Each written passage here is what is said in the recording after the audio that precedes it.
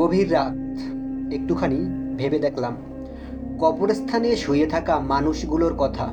তারাও একদিন আমাদের মতোই ছিল, নরম বিছানায় শুয়েছেন, প্রিয় মানুষগুলোর পাশে নিশ্চিন্তে ঘুমিয়েছেন। আলো ছিল, বাতাস ছিল, জীবন ছিল। আজ তারা শুয়ে আছেন বিছানাহীন, নিঃশব্দ এক অন্ধকার কবরে।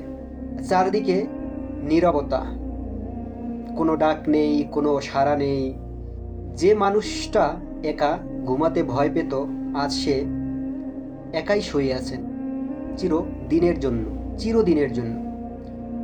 কোনো আলো ছাড়া, কোনো সঙ্গী ছাড়া।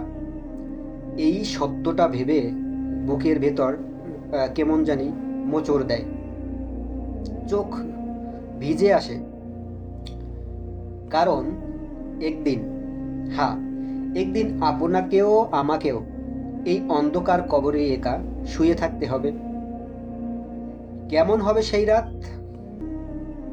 কেমন হবে সেই নীরবতা? ভাবলেই হৃদয় কেঁপে ওঠে। তবু এই সত্য থেকে পালানোর কোনো উপায় নেই। তাই আজ, যখন আলো আছে, সময় আছে, শ্বাস আছে, চলো মানুষ হই, ভালো কাজ করি, আর সেই ঘুমের প্রস্তুতি নিই, যেটার পর আর কোনো সকাল হবে না।